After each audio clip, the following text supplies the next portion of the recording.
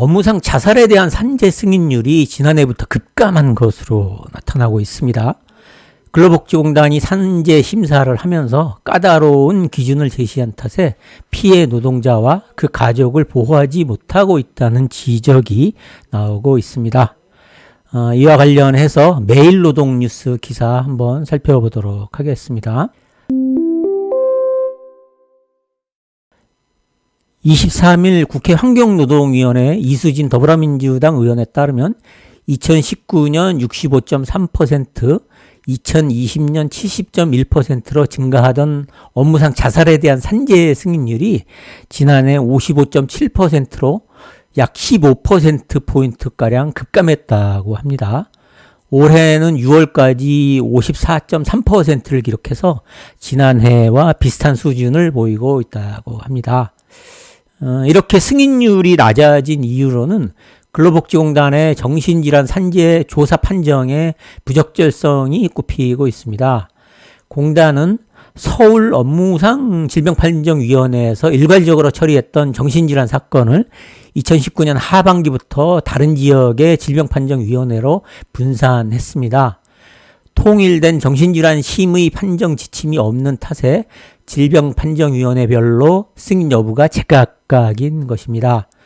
대법원을 포함한 사법부는 자살에 이를 정도의 업무상 사유에 대한 판단 기준을 재해자 기준에 맞추고 있는 것과 달리 공단은 일반인, 평균인 관점에서 판단하는 경우가 종종 있는 점도 문제로 꼽히고 있습니다. 공단과 사법부의 판단이 엇갈리는 상황에서 불승인받은 유족들은 재판부에 문을 두드리고 있습니다.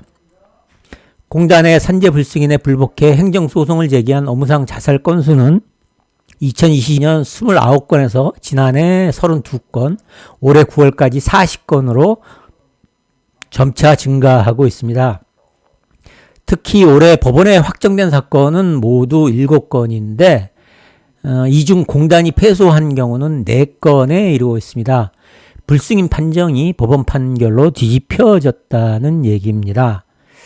이수진 의원은 공단이 대법원보다 소극적인 방식으로 업무상 사망과의 인과관계 잣대를 적용하는 탓에 자살 산재 승인율이 낮은 것으로 보인다고 하면서 신속하고 공정하게 보상한다는 산업재해 보상보험법의 목적에 맞게 제도를 운영하도록 대법원이 제시한 원칙에 맞게 까다로운 승인 기준을 재정비해야 한다고 말했습니다.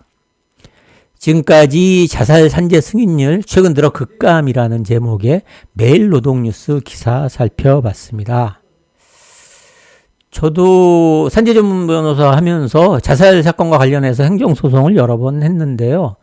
대법원에서는 자살과 관련해서 업무상 재해를 넓게 인정하려고 하는데 근로복지공단은 이 법령에 맞춰서 아주 특별한 경우 아니면 자살을 산재로 인정하지 않으려는 경향이 있습니다.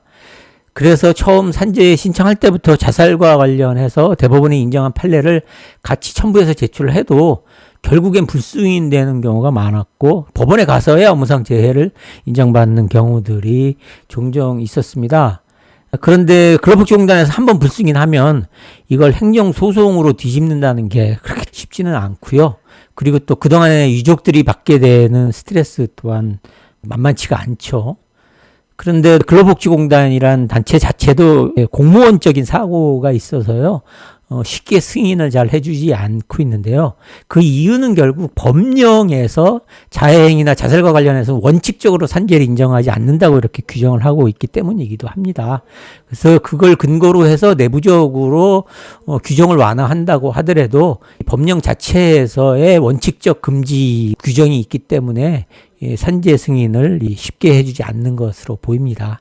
그래서 뉴스에 나온 것처럼 근로복지공단 자체의 내규의 개선도 필요하지만 법령의 개정이나 정비도 고려해 볼 필요가 있어 보입니다. 이상 오늘의 산재 뉴스 시간 마치도록 하겠습니다. 감사합니다.